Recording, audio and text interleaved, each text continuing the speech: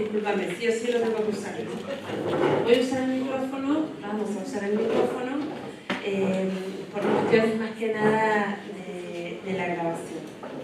Mi nombre es Graciela Capelletti, todos me conocen por Nachi, así que si alguno me dice Nachi está todo bien, es como me llama toda la gente. Vivo en Argentina, seguramente ustedes saben, algunos de ustedes han hecho un curso virtual sobre el trabajo en aulas heterogéneas. ¿Quiénes son los que lo han hecho? ¿Pueden levantar la mano? O el curso virtual. Perfecto, perfecto. Como para tener una idea, porque en función de eso voy a modificar, armar la primera parte de la tarea.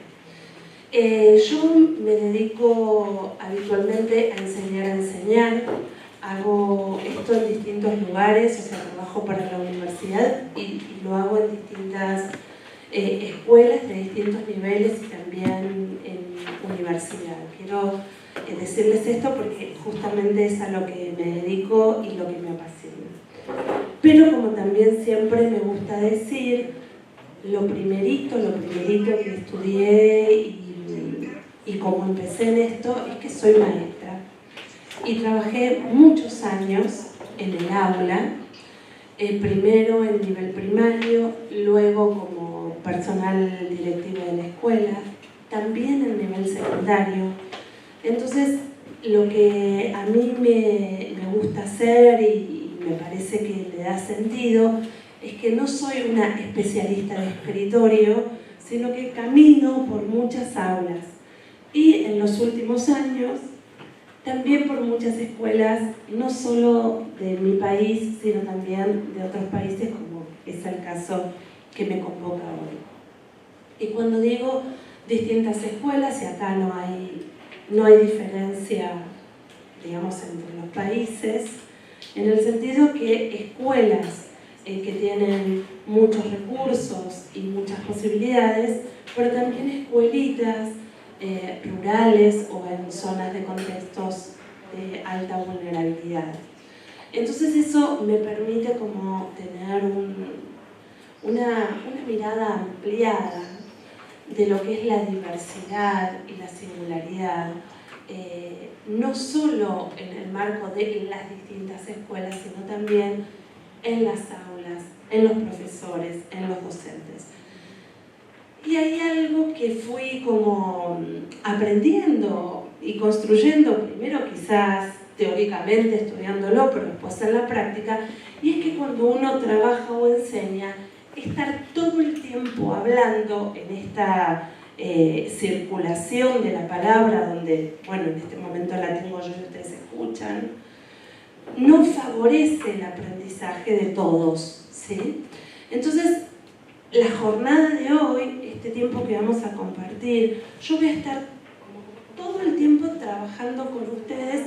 Por supuesto que va a haber algunos momentos de presentación porque es lo que ustedes esperan, pero también lo más importante es que van a trabajar mucho en grupos y en formato taller, poniendo en juego algunas cosas que los que hicieron el curso ya seguramente conocieron y los que no, quizás lo conocen y si no lo vamos a poner en juego ahora. ¿Está bien?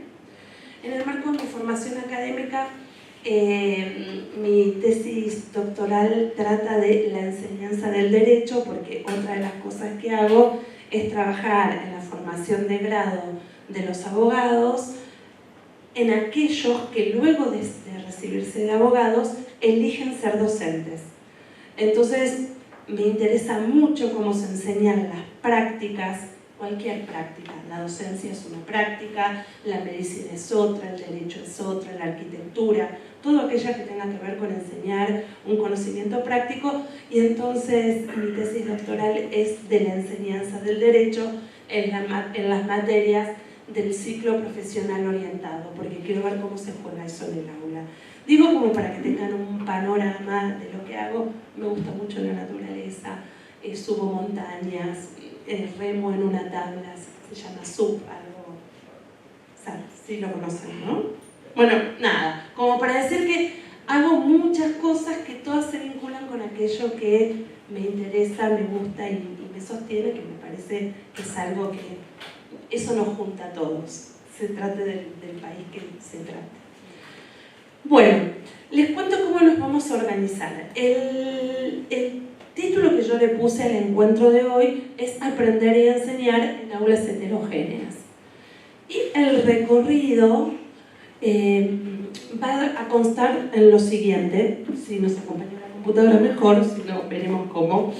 Bueno, primero vamos a recuperar lo conocido, no importa, ahora lo vamos a solucionar, que es para mí como una parte en donde partimos de los saberes previos, de lo que ustedes saben. Muchos hicieron curso, los que no lo hicieron igual tienen una trayectoria previa, un recorrido, una biografía acerca de lo que es enseñar en aulas heterogéneas. Y luego vamos a ir trabajando y profundizando en algunas cuestiones que probablemente les aporten nuevos saberes o nuevas miradas acerca de la enseñanza. ¿Está bien? ¿Alguna pregunta? Bueno, entonces lo primero que les voy a proponer es que así como están sentados en las mesas, pero en este caso individual, cada uno de ustedes escriba algo de lo que consideren que saben acerca de qué es enseñar en un aula heterogénea. Una o dos cuestiones, individual, y que se formulen una o dos preguntas que tengan, o bien de cosas que piensan que no saben, o de cosas que no les cierran del trabajo en un aula heterogénea, ¿sí? No les cierran en términos de, y me genera dudas a mí esto, ¿sí? No solamente de algo que por ahí les gustaría saber, sino de aquello que quizás saben, pero les genera alguna inquietud. Esto individual, y como yo digo acá, no vale copiarse. Después vamos a hacer con esto un trabajo en grupo. Bueno, ahora lo que vamos a hacer es pasar de esta modalidad de trabajo, de gestión individual, a un trabajo grupal. Entonces, con lo que cada uno escribió, lo que les voy a pedir es que en el grupo elaboren una red conceptual con lo que saben del enfoque de aulas heterogéneas. Red conceptual en el sentido de pensar algo como esto, ¿no? Con lo cual ustedes van a tener que discutir, dialogar, seleccionar para poder armar en un papel, bueno, en una compu, donde quieran, no importa, una red conceptual que luego podamos compartir. Y por otro lado, además, como ustedes se formularon preguntas, compartir esas preguntas con sus compañeros y escribir, o sea, las tres que les parezcan más relevantes, ¿sí? Entonces, para esto tenemos aproximadamente 20 minutos. Digo esto porque el tiempo que tiene la tarea también te da la profundidad que puede tener. No estoy esperando que esto sea un manual teórico, pero sí que intercambien entre ustedes y que entre 15 o 20 minutos puedan tener armada una red conceptual colaborativa y que se puedan formular 2 o 3 preguntas que ustedes acuerden que sean las más relevantes. ¿Está bien? Bueno, manos a la obra. Voy a ir retomando, más allá de que todavía hay algunos compañeros escribiendo las preguntas, de todos modos podemos continuar con esto. Y la pregunta que les hago es, ¿por qué les parece que empecé por acá? Que empecé por esta tarea.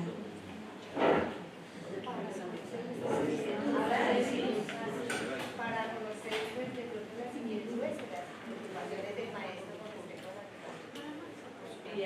Bien, para conocer las similitudes en relación con el modelo. ¿Qué más? Lo estoy repitiendo solo para que salga en el audio, o sea, es una estrategia de filmación.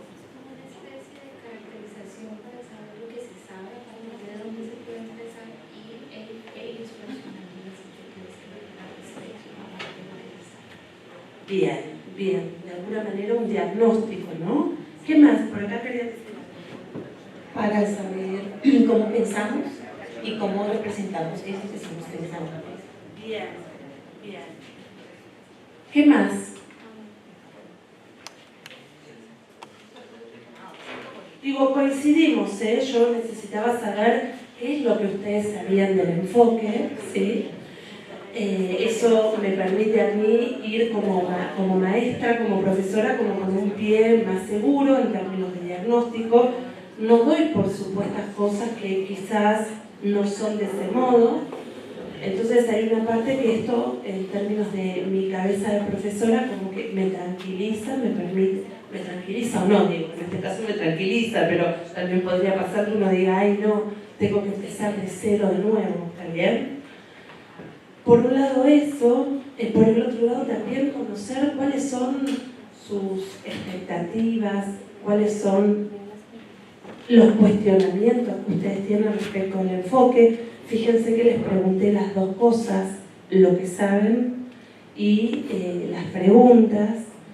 Pero hay algo también que para mí este momento tiene y que ya no es de diagnóstico conmigo, o sea, digo para mí, para mis hipótesis, sino que es favorecer que haya diálogos horizontales entre ustedes, ¿sí?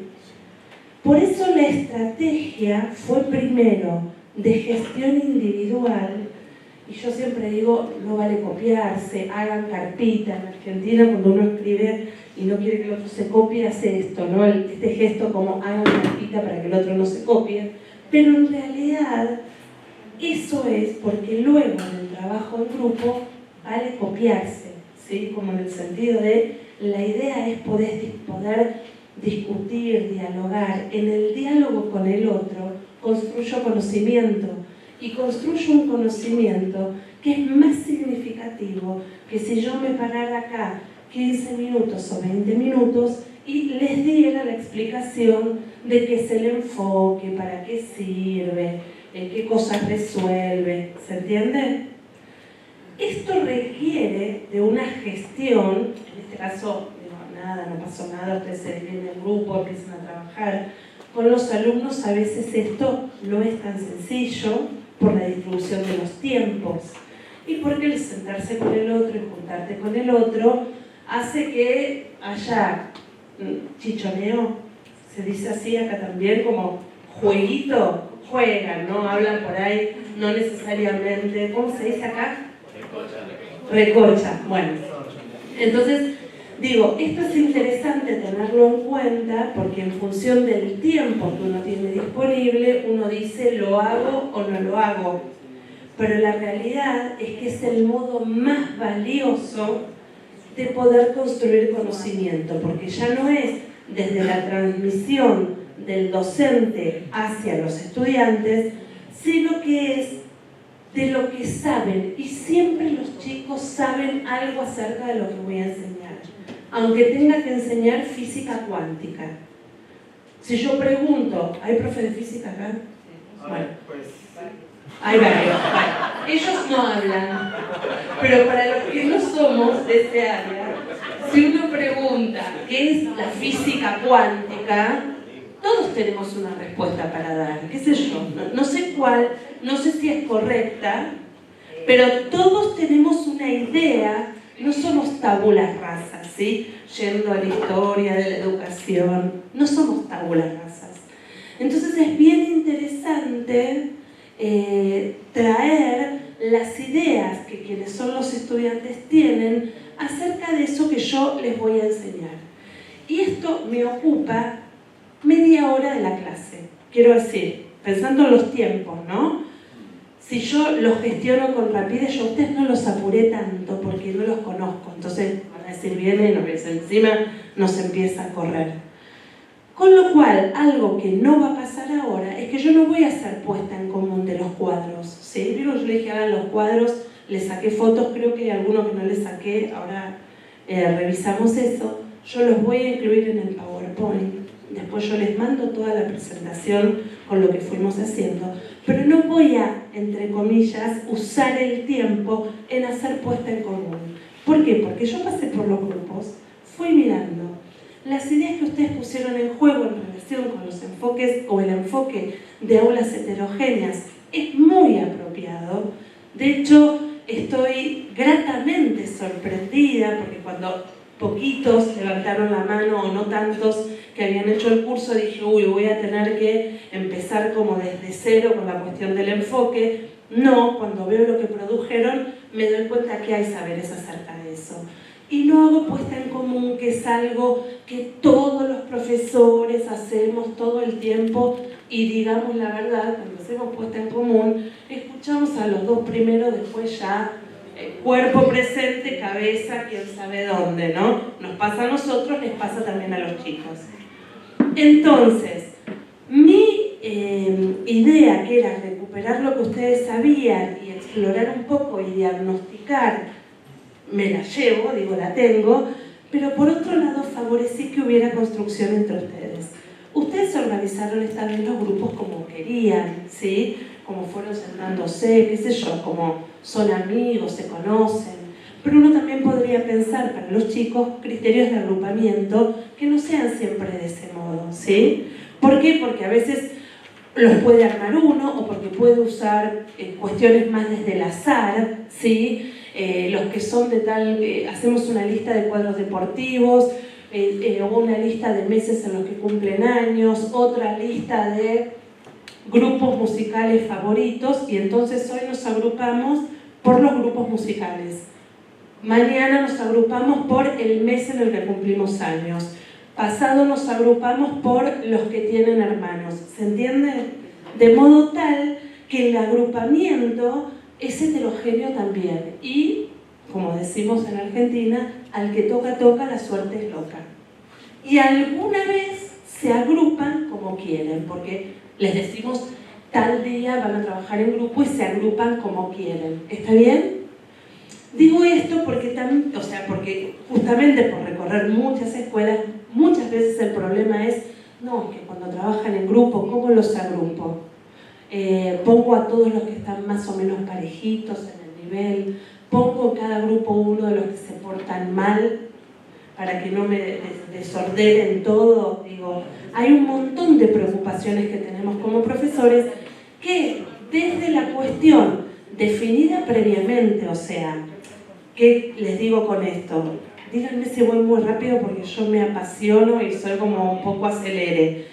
No es que hoy digo, bueno, a ver quiénes cumplen años en mayo, se juntan todos acá, porque yo miento, esa igual es fácil de comprobar, y digo, yo cumplo en mayo con él, porque me quiero sentar con él. Esa es fácil de comprobar, pero si decimos de qué cuadro de fútbol sos, puedo ser, no sé los cuadros de fútbol, soy un poco futbolera, pero podemos decir, podemos decir, yo soy de Boca porque me quiero juntar con él, o yo soy de tal... ¿Cómo? ¿De Madrid? Real Madrid. Bueno, no sé, por eso. Somos internacionales en los campos de fútbol. ¿Está bien? Entonces, el listado se hace primero, como si dijera, no el primer día de clase, la primera semana de clase, ¿sí? Y después, ellos no saben para qué es. ¿Está bien? Entonces, después es, bueno, los que son de tal, a tal, y al que toca, toca, la suerte es loca. Pero son modos de agrupamiento, criterios de agrupamiento que nos favorecen la tarea. Entonces, despejado esto, yo voy a decir que lo que veo del enfoque en los cuadros, en lo que fui viendo, me parece que está absolutamente conocido, al menos en términos de conceptualización. Pero en lo que me quiero detener es en la cuestión de las preguntas.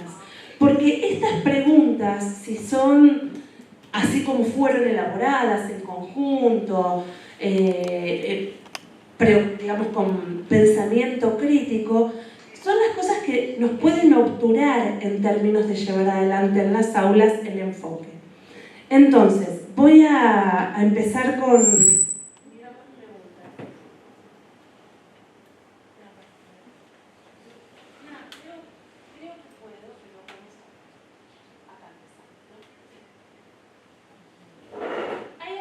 Hay algunas preguntas que se parecen.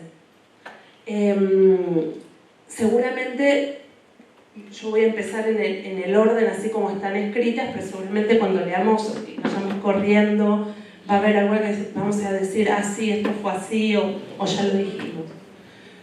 Dice, ¿cómo la evaluación desde el enfoque de aulas heterogéneas logra conciliar el paradigma cuantitativo y cualitativo para garantizar el seguimiento al aprendizaje?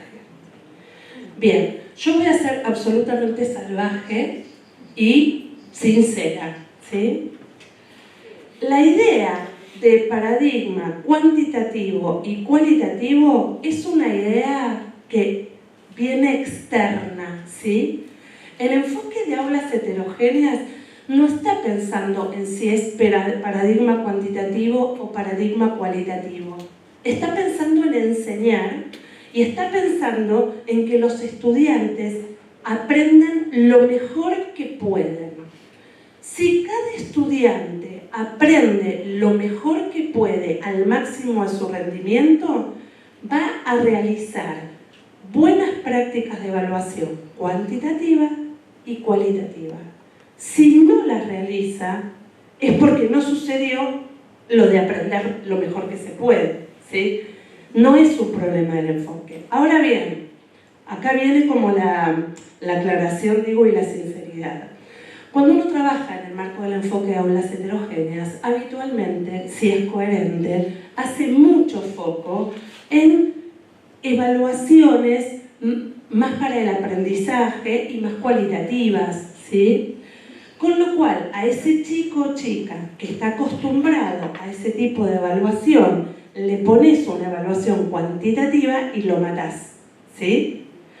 Entonces, acá el problema, y esto es lo que me interesa decirles, es hay que entrenarlos. Si uno quiere que un chico que aprendió bien, que sabe un montón, se enfrente a una situación que no es habitual, ponele de una evaluación estandarizada, lo que tenés que hacer es dedicarle un tiempo de tu trabajo, una semana antes, 15 días antes, un mes antes, el tiempo extra clase o lo que sea, a enseñarles a resolver evaluaciones más estandarizadas, ¿sí?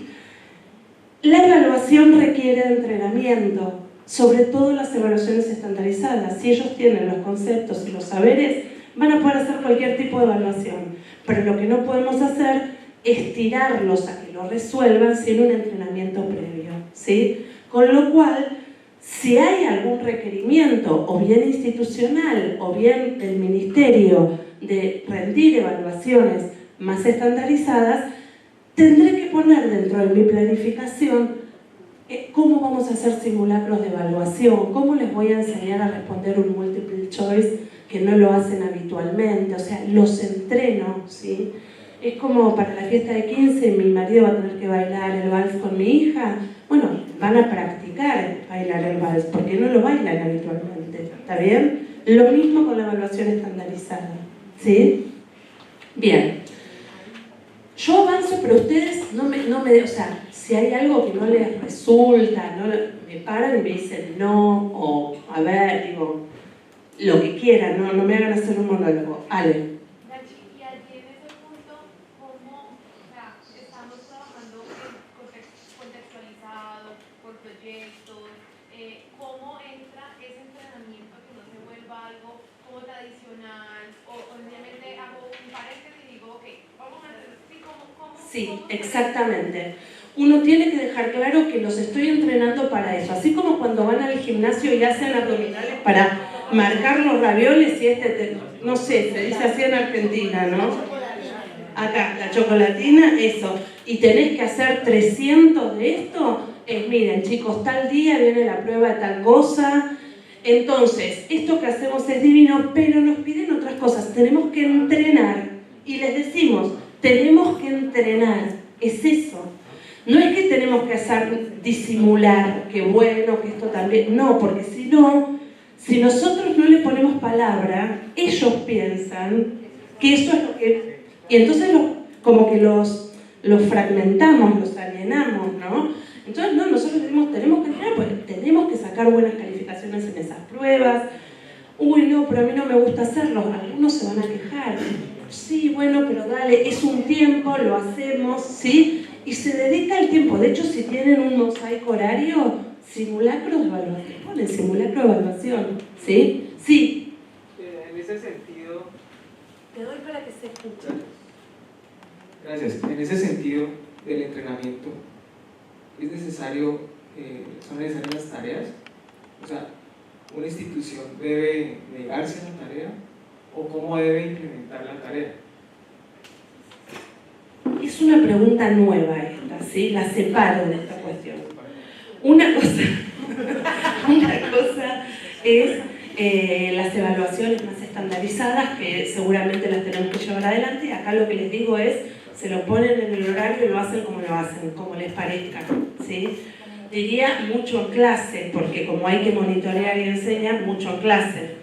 Si a ustedes se les ocurre hacer algún material para que ellos puedan leer o hacer algo en la web o lo que sea, lo hacen, pero en principio te enseño, te entreno para esto. Otra cuestión es la tarea, ¿sí? No está acá, pero ya que el compañero lo trajo, lo tomo en la conversación. Hacer tarea o no hacer tarea, a ver, no es algo en el que al menos yo a priori pueda dar una respuesta por sí o por no. Más que nada me formulo otras preguntas, como por ejemplo, ¿cuántas horas pasan los chicos acá en la escuela? Por eso. Entonces, ¿cabe la posibilidad de que lleguen a su casa y tengan que realizar tarea? Ahora, eso no invalida que alguna vez, porque tengan que investigar, porque tengan que hacer, porque lo que sea, yo no les pueda pedir que hagan algo, por supuesto. Y también, digo, ¿cuál es la tarea que les doy? Porque si la tarea que les doy para hacer en casa es, no sé, miren tal videíto, no sé qué, que puede suceder en términos de aula invertida, de trabajo en aula invertida, bueno, eso es algo posible. Ahora, si les hago hacer 18 problemas de matemática, bueno, o 18 oraciones para análisis sintáctico, no sé, no quiero, o responder un cuestionario, yo diría, bueno, eso yo trataría de ver de qué modo lo pueden resolver en el aula. En ese sentido, pero digo, no es que respondería por sí o por no, es depende, ¿sí? Depende lo que yo necesite. Lo que sí, y ahí en esto sé que es medio como ríspido lo que voy a decir, sobre todo en el nivel secundario, que los chicos tienen distintos profesores, que a veces uno ni siquiera se junta con el colega. Yo resulta que soy la de lengua, les pido para mañana tal cosa. Ella, que es la de tecnología, justo les pidió para mañana tal cosa. Él, que es el de biología, les pidió para mañana tal cosa. Son 3 cosas sencillitas, pero 3. Entonces, en ese sentido, es muy relevante. Miren, yo lo que les voy a decir, como verán, es del campo de lo práctico. Es muy relevante tener una agenda pegada en el aula, donde el profesor anota en la agenda de día 1, no sé, 5, 6, 7 de enero, pongo qué es lo que les pedí. Así sea una pavada. Es más, no es necesario que lo ponga yo. Podemos determinar un alumno por día que voluntariamente escriba lo que hay que hacer en términos de agenda. Y entonces yo, cuando entro y les voy a pedir para mañana y veo que ya tienen algo para hacer, digo, me ganó la de la hora anterior. Y les pido para pasado mañana, ¿se entiende? Pero eso funciona, es meramente una cuestión de organización, no es tarea, no, es tarea pensando en que el alumno es el centro, ¿sí? Eso yo lo vi en varios de los cuadros que ustedes pusieron. Alumno en el centro, importancia del protagonismo del alumno, ¿está bien? Entonces, en ese sentido, hay que organizar. Bien, paso a la otra. ¿De qué manera las diferentes didácticas de cada área se integran a las estrategias metodológicas del enfoque? ¿De qué manera se integran? ¿Qué quiero decir? El enfoque es el enfoque. La idea es pensar los intereses de los estudiantes, ofrecer distintas puertas de entrada al conocimiento, pensar en las diferentes inteligencias. Ustedes lo han puesto también en los cuadros que han armado. Entonces, la didáctica de cada área no tendría por qué ser un impedimento para integrarse al enfoque. En realidad es cómo yo pienso esa situación de enseñanza, esas puertas de entrada al conocimiento, de modo que la didáctica de mi disciplina esté presente. Ustedes van a ver, por supuesto hay, cuando uno es más especialista en su disciplina, más modos alternativos se les ocurren, ¿sí? Pero yo he visto lindísimos trabajos de matemática, que parece que es como durísima, en donde uno dice, ¿sabes qué? Está favoreciendo distintas puertas de entrada, con lo cual no es un problema. No sé yo dónde es que ustedes ven el problema en relación con las distintas didácticas y el enfoque. Les devuelvo la pregunta, para los que lo formularon o los que no lo formularon, pero también están pensando en esto. ¿Desaparece? Sí. Ahí con un ejemplo más concreto es más fácil. Bueno, yo pues mi grupo no la formuló, sin embargo tengo la inquietud sobre lo mismo y tiene que ver puntualmente con las estrategias metodológicas del enfoque. Sí. Por ejemplo, los centros, las consignas, los workplay, etc. Desde las dinámicas de cada clase, ¿ya? De acuerdo con esa lectura, el enfoque propone esas estrategias, pero no se discrimina la didáctica de las ciencias naturales, la didáctica de la lengua, del español y la literatura, la didáctica de las matemáticas, de las ciencias sociales. Entonces, el conflicto, digamos, o la tensión que tenemos en el aula a la hora de llevar a cabo esas estrategias tiene que ver con, ¿son las mismas estrategias para todas las asignaturas o hasta qué punto, que creo que esa es una pregunta que formulamos en el grupo, podemos traspasar esas fronteras y esos límites establecidos por el enfoque? Perdón, sí, yo soy nueva aquí. Cuando hablan didácticas de ciencias, de matemáticas, ¿a qué se refieren? Es una pregunta muy... Pero cuando digo didáctica es como, no sé, hacer una oración en español, como yo me enseñaron, o hacer la didáctica es un campo de estudio desde la pedagogía que tiene unas implicaciones sobre cómo se enseña y cómo se establece el contrato didáctico en la clase, es decir, la relación que existe entre el objeto que se enseña y se aprende, el sujeto que aprende y el sujeto que enseña. Voy a dar un ejemplo, pero voy a dar un ejemplo práctico y de los chiquititos para hacer como más fácil. Mira, Ale, cuando yo empecé a estudiar para maestra, existía algo que se llamaba método de palabra generadora. Entonces vos les enseñabas a leer a tus alumnos y les hacías oraciones como esta. Mi mamá me mima. Perfecto, iba a poner otra, pero ¿está bien? ¿Cuál era la lógica? Solo aprender la M y las vocales. Entonces eran cosas como mi mamá masa la masa, amo a mi mamá me mima y todas las variantes que se te ocurran. Esto era una didáctica que creía que de este modo se enseñaba y se aprendía mejor a leer y escribir, y se llamaba palabra generadora. Luego, ya hace muchos años también, aparece toda una cuestión que tiene que ver con la psicogénesis de la lectoescritura. Y entonces, cada uno escribe como quiere y como puede. Entonces yo cuando enseñaba, me acuerdo, en mi primer año de magisterio, le tenía que enseñar a los nenes así. Había uno que ya estaba alfabetizado y que a mí me molestaba de la clase, lo tenía que sacar. Lo echaba de la clase, quiero decir, lo sacaba, porque me molestaba porque ponía R's, P's, T's, que a los otros, pobrecitos, no entendían.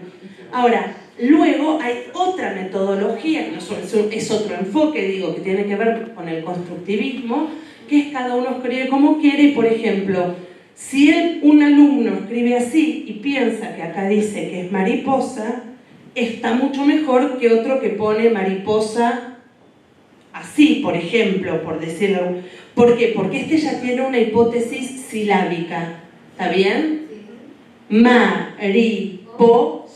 Y frente a mis preguntas o lo que sea, yo voy a poder ayudarlo a que cuando pueda cognitivamente escriba mariposa. Eso tiene que ver con las didácticas. Según las teorías que sustentan el enfoque didáctico, hay una mejor o una peor forma de enseñar respecto de esas teorías que lo sustentan. Y existen, por supuesto, didácticas para cada una de las disciplinas. Entiendo ahora cuál es la pregunta, o creo entenderla, la desanudo un poquitito más, y quiero decirles que de ninguna manera el enfoque de aulas heterogéneas es un enfoque autoritario. Entonces, si yo creo que en esta clase tengo que exponer, expongo. Si yo creo que en esta clase está bueno trabajar con problemas, con centros de interés, lo hago. Lo que no me tiene que pasar es que si el enfoque de aulas heterogéneas no es autoritario y no es tirano, que la didáctica de la disciplina sea autoritaria y tirana, ¿sí? Esto es lo que tiene que pasar. Y entonces, una de las cuestiones prácticas que a mí me resulta, yo soy muy estructurada, o sea, estructurada, me gusta tener todo visto, armarlo, ¿no? Como tener control desde la planificación de la situación. Yo digo, yo enseño en primero A los lunes, los miércoles y los viernes. Y resulta que estoy enseñando, no sé, ADN, ponele, estoy inventando temas, estoy inventando todo, algo de biología. Entonces yo digo, el lunes voy a partir de trabajo en grupos, con preguntas, hacer una dinámica parecida a esa, a la que hicimos acá. El miércoles voy a dar clase teórica, ¿sí? Y voy a exponer. Y el viernes les voy a organizar un debate. ¿Está bien? Si yo me planifico esto, no es que estoy planificando la clase, me hago un esquema, ¿sí? De hecho, voy a decir una barbaridad, puedo hacer el esquema sin saber el título, el tema, ¿sí? Lo hago. Después, obvio, como soy una persona crítica y pensante, me doy cuenta que a lo mejor en el tema que tengo que enseñar, este esquema no me funciona y lo cambio. Sería lo mejor que no. Lo que tampoco tendría que pasar es que siempre los lunes sean grupos y preguntas, siempre los miércoles teóricas, siempre los viernes debate. Tampoco debería pasar, pero el esquema yo me lo puedo hacer. Y ya con eso hay algo de lo de la didáctica de la disciplina, porque esto por supuesto va a estar en diálogo con la didáctica de la disciplina, que ya me tranquiliza. Y si yo soy profe de las ciencias duras, de matemática, de química, de física, y sé que un día les tengo que hacer ejercicio, yo puedo establecer con mis alumnos, miren, todos los viernes del año nosotros vamos a resolver problemas. Uy, qué horrible, qué horror, buah, sí, está bien. Algún día, o sea, alguna vez quizás lo variamos, pero yo no puedo organizar, es uno el que toma decisiones, ¿sí? En ese sentido me parece que hay como que no siempre, no todo, no a todos. Yo puedo de hecho decir, para algún tema quiero trabajar así, lo voy a hacer a full, enfoque de aulas heterogéneas porque no sé qué, y otro, ponerle, no sé, un tema muy difícil, muy que ni sé para qué está en el currículum, pero lo tengo que enseñar. Bueno, entonces ahí hago clase expositiva y ejercicio de aplicación. El tema es que soy yo, o sea, digo, es uno como profe el que tiene que tomar esas decisiones, ¿sí?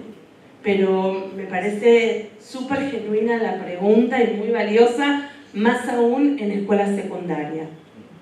Bien. ¿Cómo a partir de una planeación homogénea se logra abordar la diversidad?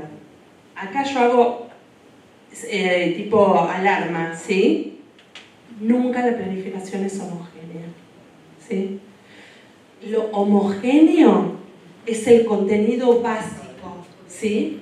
El tema que yo tengo que enseñar, lo básico. Si yo voy a enseñar ADN, enseño ADN para todos, ¿sí? No es que a uno también me puede pasar que yo diga, bueno, no voy a enseñar distintos temas, ok, pero en las clases habituales hay un tema que yo voy a enseñar. Ahora, la planificación tiene que tener diversidades, ¿sí? Y acá, yo, ahora quizás se desconecta, pero es que me gusta ir y volver. Esto salió grabado además. Se lo dejo acá, mira. Cuando la profe se quedó sorda. Está buenísimo. Pero les quiero mostrar esto. Avance un poco algo. Bueno, lo tengo muy atrás. Bueno, esto es lo que les decía, de no siempre, no todo y no a todos, en términos del enfoque. Yo elijo, ¿sí? Ah, perfecto. Yo me quedé sorda en serio. Y la otra cosa es esto. Lo básico es el enseñar ADN. Agarro de nuevo para la continuación, ¿sí? Son muchas cosas que tengo que estar considerando al mismo tiempo.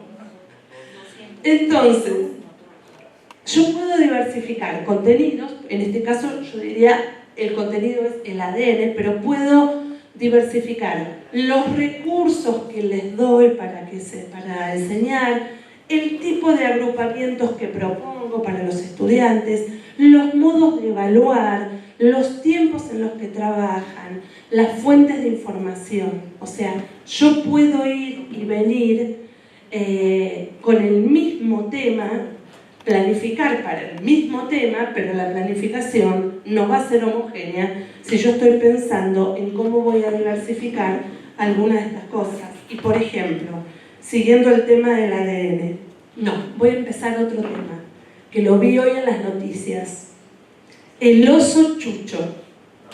¿Están enterados del oso chucho, el zoológico de Barranquilla? Que lo querían dar en libertad, pero el oso tiene 25 años y la corte falló que no, que se quede en el zoológico. Yo les juro que me lo guardé. Tengo en mi celular una parte donde me voy poniendo todas las cosas que voy a usar en otras situaciones.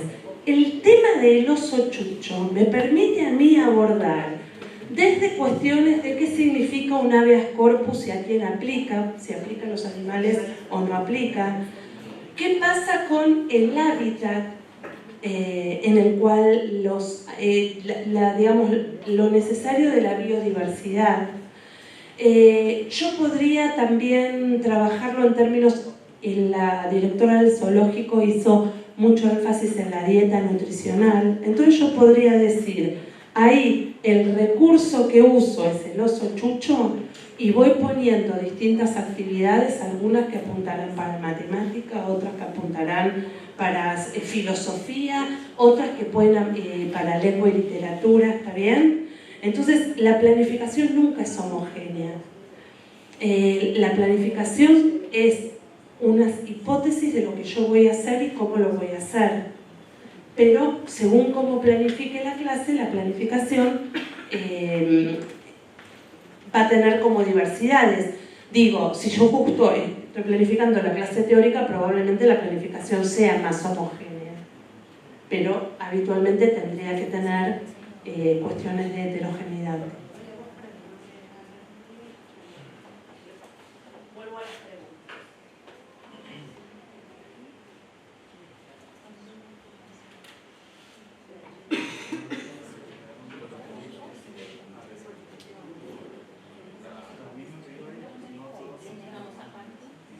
Bien. ¿Cuál es el límite de la inclusión pensando en el maestro? Miren, ahí yo lo abriría un poco más y es pensando en la institución, ¿no?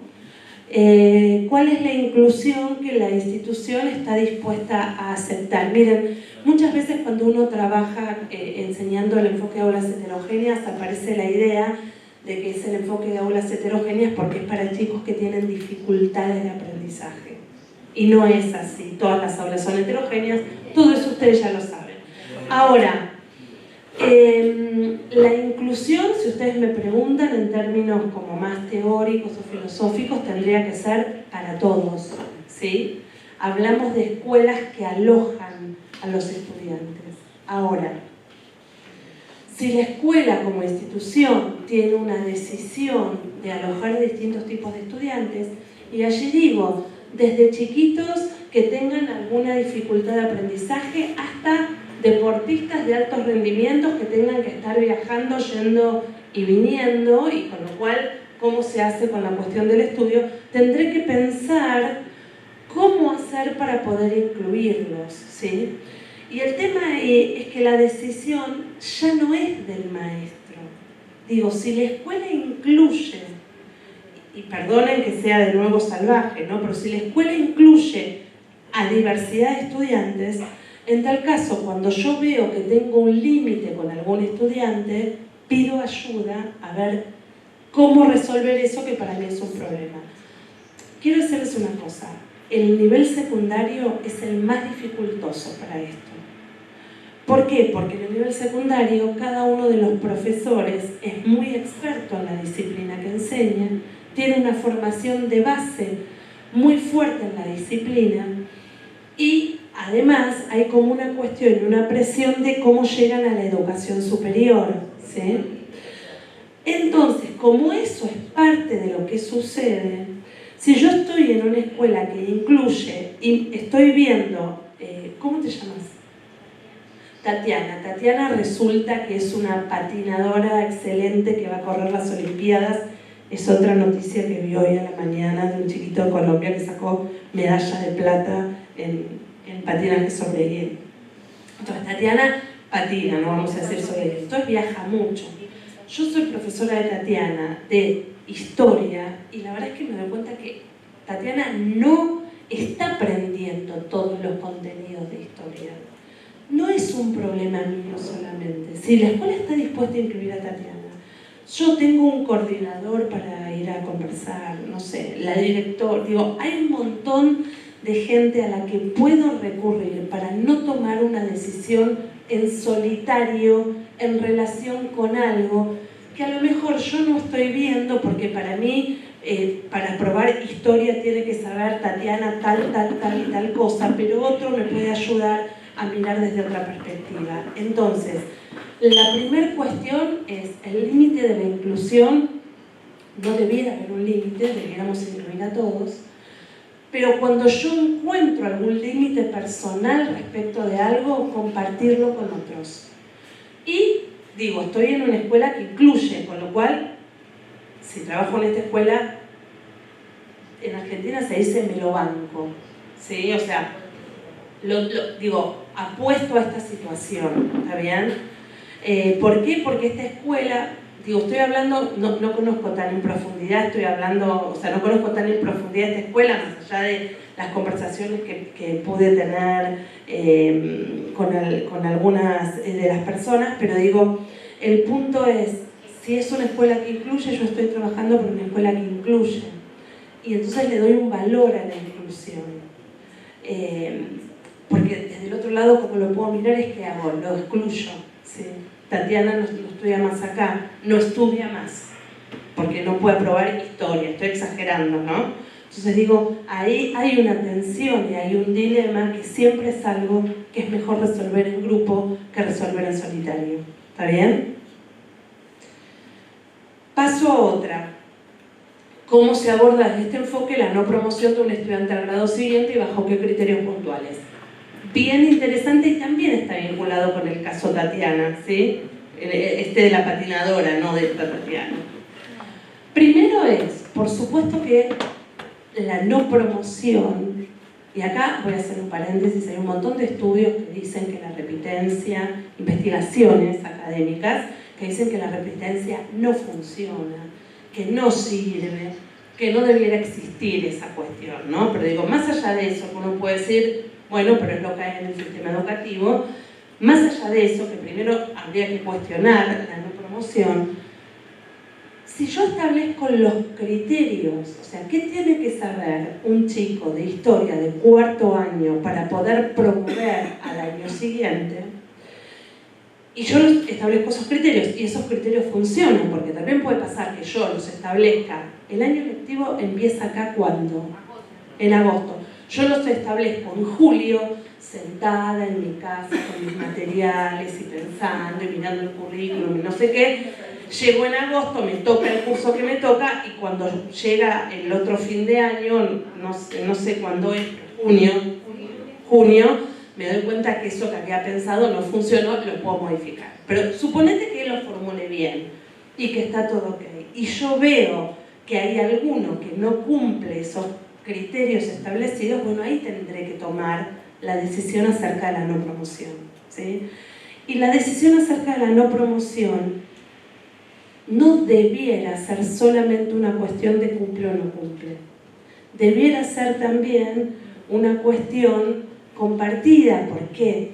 Porque no sé cómo es acá, en Argentina no podés tener más de 3 asignaturas en secundario, repetís el año, si hay 3 que no promovés, ¿sí?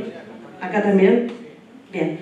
Entonces, si alguien se llevó, no sé, 9 y hace todo el esfuerzo y aprueba 6 y hay 4 en las que está tecleando, bueno, está bueno hablar entre esos 4 profesores y establecer de qué modo, o sea, digo, no es solamente por la asignatura, no seccionamos a los estudiantes por la asignatura, lo cual no significa que aún así igual el chico o chica pueda no promover, pero digo, primero, en la decisión individual, si se quiere, están los criterios establecidos. Ahora, además del criterio establecido, está la trayectoria de ese estudiante, que hay que poder acompañar.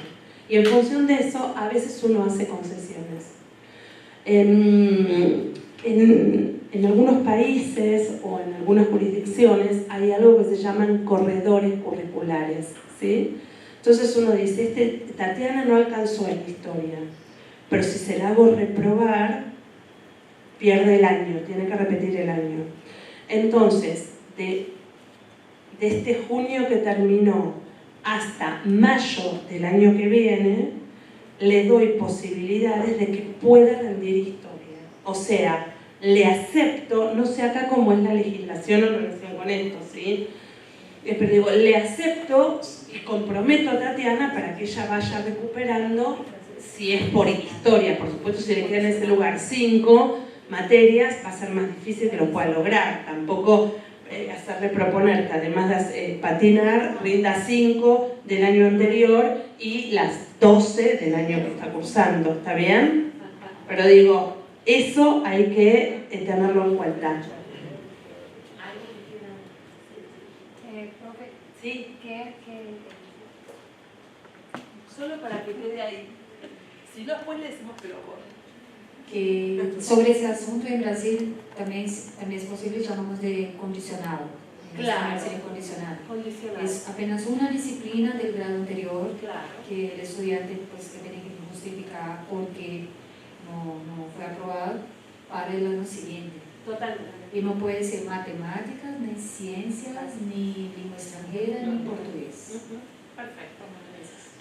A ver, yo acá soy muy cautelosa porque yo no conozco específicamente la normativa de Colombia, entonces a lo mejor yo les digo algo que no se puede hacer. Pero así como soy cautelosa, digo, y acá la compañera nos está contando cómo es en Brasil, y yo podría contarles cómo es en Argentina, lo que quiero decir también, por mi experiencia de trabajo en el ministerio, que muchas veces lo que después se transforma en una normativa para todos es una experiencia de los márgenes de alguna escuela que se animó a hacerlo diferente. Entonces, me parece que es interesante y por eso, digamos, abro como a esa cuestión de que sea una decisión de qué hacer con alumnos como Tatiana, que compite en alto rendimiento, o con otros estudiantes para los cuales quizás hay que hacer adaptaciones curriculares porque tienen alguna patología o alguna dificultad de base. Me parece que en cualquier escuela que esto se tome como un problema serio y que se documente lo que se va haciendo frente al reclamo de algún ministerio, de algún funcionario, bueno, por ahí igual te retan o te hacen algo, un sumario o lo que sea, pero vos lo tenés justificado, digo, ¿no? Y las experiencias muchas veces se construyen desde los márgenes. Bien. ¿Cómo hacemos en un tiempo real y no ideal para evaluar de distintas maneras?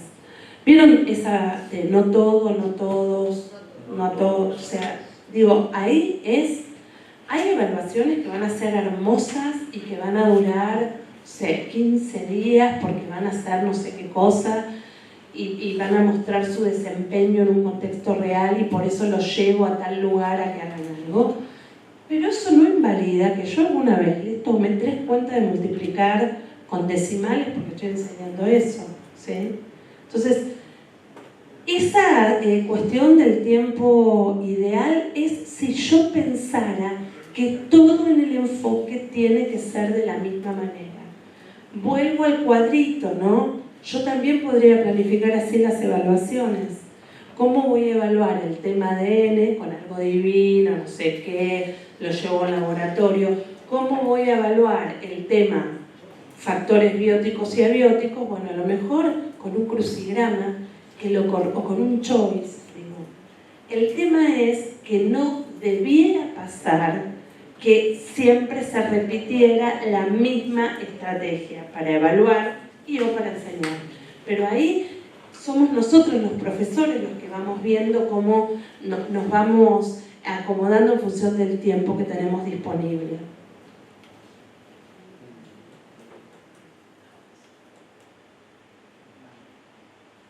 Cómo optimizar y gestionar el tiempo en el aula y durante la jornada laboral para implementar eficientemente la enseñanza en aulas heterogéneas.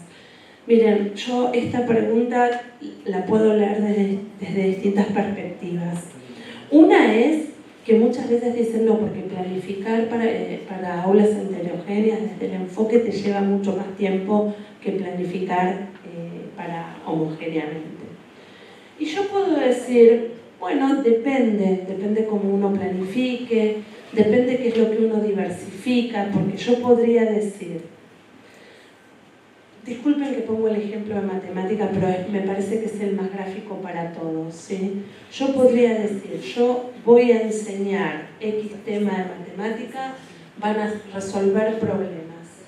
En vez de que todos resuelvan el mismo problema, pongo, elijan el problema A, el B o el C, que está todo con el mismo tema que estoy enseñando, pero el A es un problema que ellos tienen que resolver. El B es un problema que está a la mitad resuelta y que ellos tienen que ayudar a Juan, que fue el que resolvió ese problema, cómo continuar y si hay algún error en el razonamiento que estuvo haciendo, ayudar a solucionarlo. Y el C, inventar un problema que tenga que ver con X cosas. Digo, hay que graduar la complejidad para que en términos de tiempo eso se pueda llevar adelante. Para un profesor hacer eso no es de altísima complejidad ni le complica el tiempo de planificación. Entonces, me parece que si hay algo de lo que está en esa pregunta que tiene que ver con eso, bueno, uno empieza de a poquito. No digo empiecen partiendo de algo heterogéneo porque quizás eso les genera más dificultad o les lleva más tiempo. Empiecen por diversificar las actividades que se les proponen a los alumnos, que sea el mismo contenido pero que de distintos modos, con lo cual algunos se pueden sentir más cómodos. Después yo puedo agrupar a todos los que resolvieron el problema A y ver si todos los que se dicen, si todos lo resolvieron igual o lo que sea, a todos los que hicieron el B, que era el de ayudar a no sé quién, y a todos los que hicieron el C, que fue el de inventar el problema. Y entonces ahí estoy trabajando en aulas heterogéneas y no estoy usando mucho de mi tiempo laboral o personal para la planificación. Sí. Doctora, le pregunto en cuanto al tiempo se refiere, también depende de una variable muy importante que es el grupo, los estudiantes.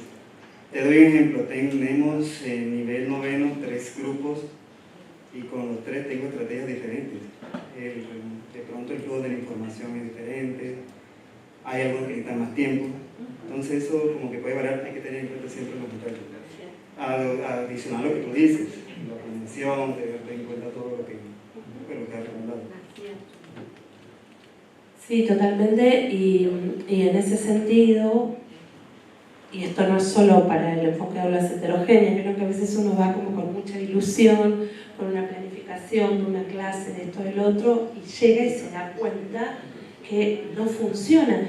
Y por ahí no es que no funciona porque lo que planificaste está mal, sino porque, bueno, los chicos están, no sé, bueno, y ahí la muñeca, la habilidad que uno tiene que tener para cambiar lo que tenía pensado y llevarlo adelante del modo que lo tenga que llevar, ¿sí? Entonces, en ese sentido, si yo veo que tengo que cambiar cambios, si yo veo que yo pensé que esta actividad la resolvían en 15 minutos y me tomó 1 hora de clase, la clase siguiente expongo, ponele, que ocupo menos tiempo, porque la exposición, si hay algo bueno que tiene, es que yo controlo el tiempo. Por ahí no aprenden, pero controlo el tiempo porque soy yo el que lo llevo adelante.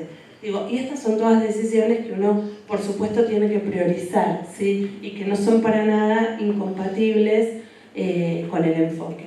Miren, acá aparece la pregunta respecto de la educación superior, ¿no? Por lo que se demanda en la educación superior.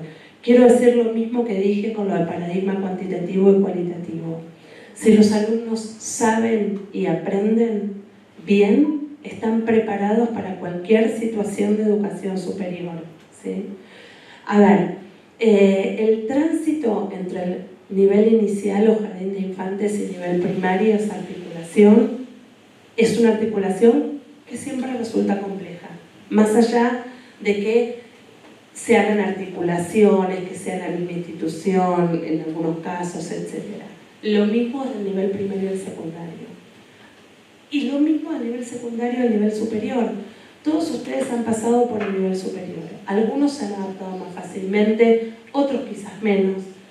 Pero hay un montón de investigaciones académicas acerca de lo que significa el primer año en la universidad. Eso no tiene que ver con que el enfoque de la primaria sea de aulas heterogéneas, de la secundaria sea de aulas heterogéneas, y entonces en la universidad pasa otra cosa y fracasan porque no, si fracasan en la universidad o en el primer año de la universidad tendrá que ver con un montón de factores que no son exclusivamente la forma en la que aprendieron en la escuela primaria. Hay alumnos que tienen excelente desempeño en la escuela secundaria y que igual el primer año de universidad les cuesta, porque ese cambio es un cambio biográfico, institucional, digo, con todo lo que representa culturalmente, que no es porque nosotros les enseñemos de otra manera. Digo, si esto aparece en discursos de algunas familias, hay que ser como muy contundente en si el alumno aprende bien, no importa cómo aprenda, en la universidad va a poder transitar. Si hay algunos desajustes es porque habitualmente hay desajustes, ¿sí? Bien, ¿cuáles son las fronteras que podría traspasar el planteamiento de estrategias más allá de las propuestas establecidas por el enfoque? Esta no me queda tan clara. Por ahí alguien que la formuló me la explica un poquitito. No sé quién, la verdad.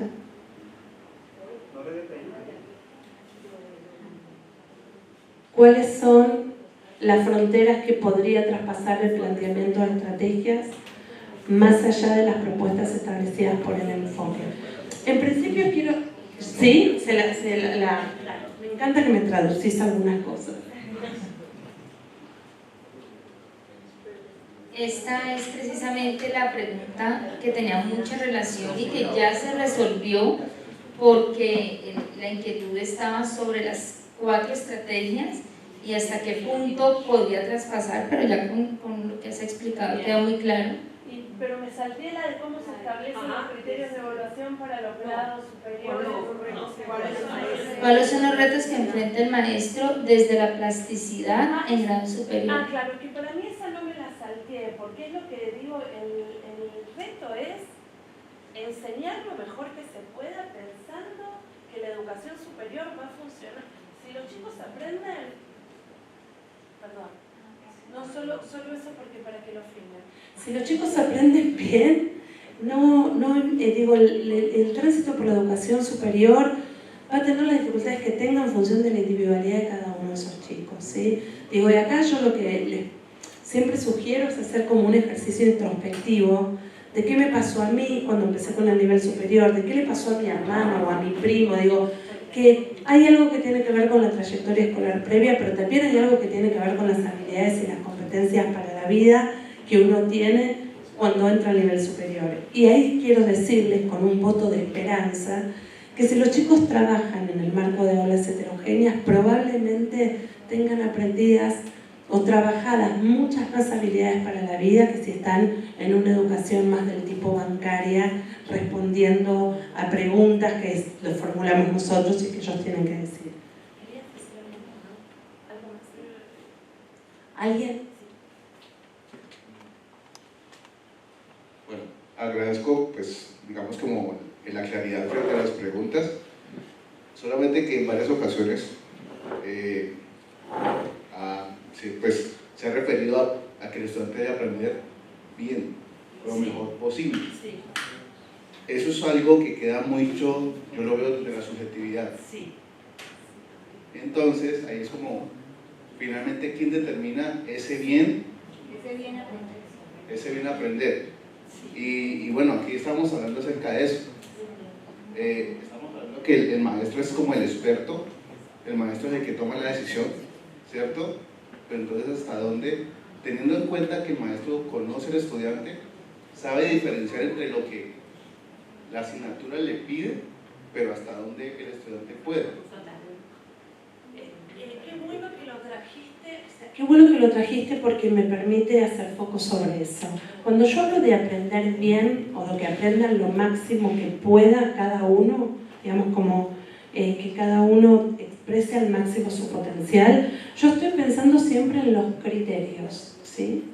Estos criterios son elaborados antes del inicio de clases, es esto que decía, en función, en la escuela secundaria, de las cuestiones de la asignatura, pero también hay otros criterios que ya no son solamente de la asignatura, pero que se ponen en relación con los saberes de las asignaturas que tienen que ver con favorecer el pensamiento crítico, el abordaje de los problemas en su complejidad.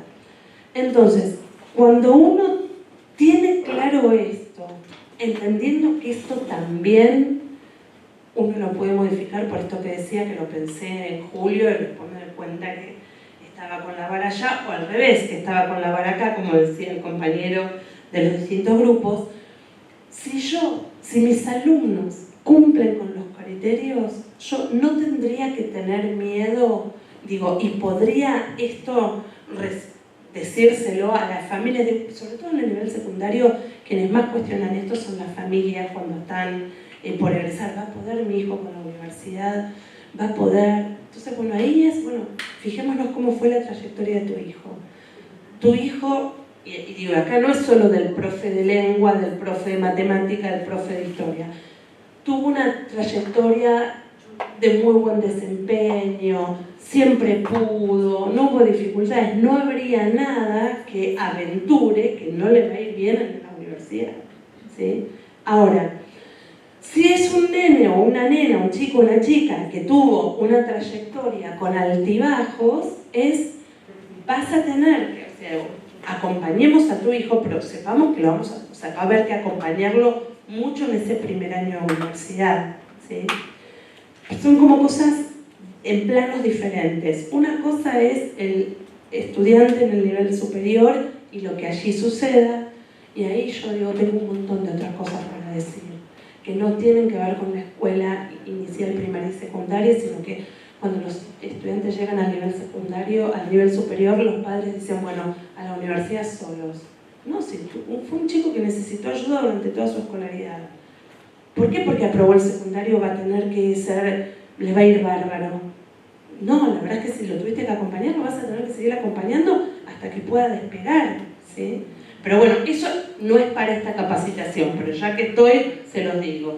Pero cuando yo hablo, digo, volviendo a tu pregunta, ¿qué significa aprender bien? No estoy pensando en la subjetividad, estoy pensando en que hay unos parámetros establecidos que son los criterios que vos te formulás para hacer con ese grupo de alumnos en tu asignatura en ese año.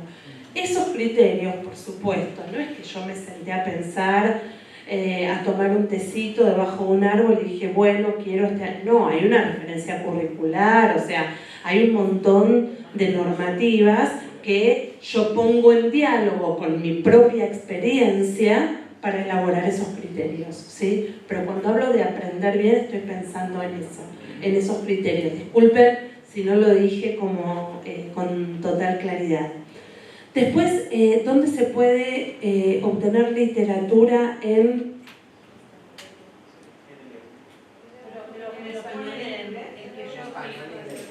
En español para sustentar el marco teórico del enfoque para el... Bueno, miren, a ver, no les voy a mostrar en la diapositiva para no hacer tanto lío con el ir y volver, pero hay autores, Tomlinson, ¿sí? Carol Ann Tomlinson y McTighe. Ahora me pongo mal porque no sé si lo estoy escribiendo bien o mal. Después igual está en la diapositiva. Ellos tienen páginas web personales. Ellos trabajan el enfoque de aulas heterogéneas desde el marco de la individualización, ¿sí? O sea, ustedes van a ver que todo lo que yo hablo con ustedes y lo que ustedes van a leer en la literatura, de lo que nosotras proponemos con Rebeca Nijovic y los que hicieron el curso, es desde la enseñanza, ¿sí? Porque pensamos que es muy difícil para un docente diagnosticar el estilo de aprendizaje de cada uno y ofrecerle una actividad a cada uno. Ellos trabajan más desde ese lugar, pero igual tienen mucha producción y es muy interesante. Ellos hablan de un modo de planificación vinculado con los criterios que se llama Backward Design.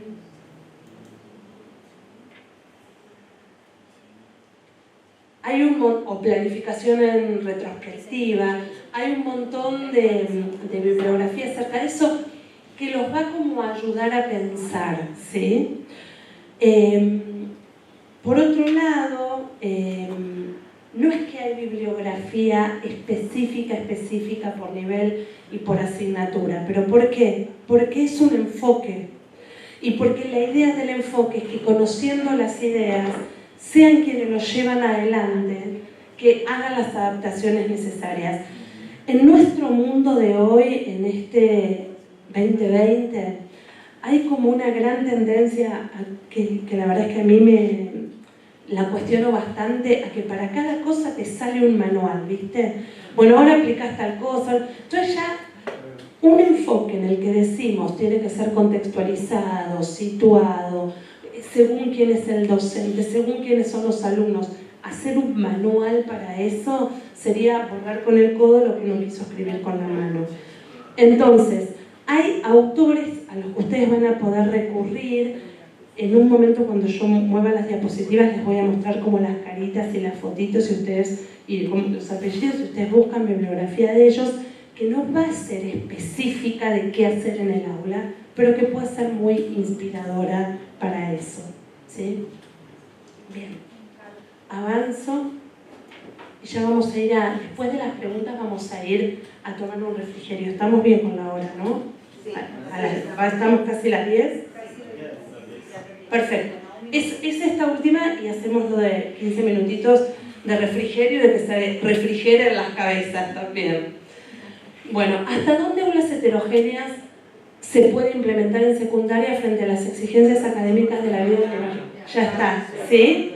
Quiero decirles, cuando ustedes empiezan a trabajar con el enfoque de aulas heterogéneas, es como que no van a poder volver atrás. O sea, quiero decir que hay como una cosa que cuando vos empezás a ver lo que pasa, ya a vos te aburren las clases expositivas como única estrategia. No digo que eventualmente las haya, pero digo, hay algo que es que ya uno no vuelve atrás, porque el grado de comprensión es mucho más potente, porque los chicos empiezan a mostrar desempeños, pueden realizar actividades y propuestas con mayor autonomía, y entonces digo, no hay como forma de volver atrás. ¿Cómo el aulas heterogéneas vincula el rigor académico y el desarrollo del pensamiento crítico, reflexivo e investigativo? Bueno, yo acá quiero decir una cosa que no es que la pregunta haya estado formulada así, pero voy a traer una de los malos entendidos que aparecen habitualmente. Muchos dicen que si yo trabajo con aulas heterogéneas, el rigor académico baja, les da miedo de eso, ¿sí? Cuando uno trabaja desde un enfoque tradicional, en una escuela apoyada a la homogeneidad, enseña habitualmente traduciendo los enfoques teóricos, ¿sí?, para que los alumnos los puedan aprender. Y los alumnos, en muchas ocasiones, los pueden repetir y hasta contestar evaluaciones sobre eso, lo cual no quiere decir que los comprendan. Entonces, para mí, la pregunta es acerca de qué consideramos que es rigor académico. Porque si el rigor académico es repetir sin entender memorísticamente textos o teorías de algunos, ¿sí?, la verdad es que yo discutiría si eso es rigor académico. Un ejemplo concreto, siempre lo digo, yo en química en el secundario tenía 10 y el ejemplo que siempre cuento es convertir no sé qué en sales, que tenías que aprender oso chiquito, pico de pato. Yo me sacaba 10 en calcular todo eso, no entiendo, ni hoy lo puedo repetir de algún modo que le pueda poner sentido, ¿sí? Entonces, digo, definamos rigor académico. Ahora, lo que sí, si entendemos rigor académico con desarrollo de pensamiento crítico, reflexivo e investigativo, quiero decir que el enfoque de aulas heterogéneas colabora a que le demos lustre a esas cuestiones, porque lo que hoy ustedes hicieron en este ejercicio acotado de hacer un mapa conceptual, una red conceptual y formular preguntas, hace una hora que estamos conversando con preguntas que ustedes formularon, ¿sí?, de altísima profundidad.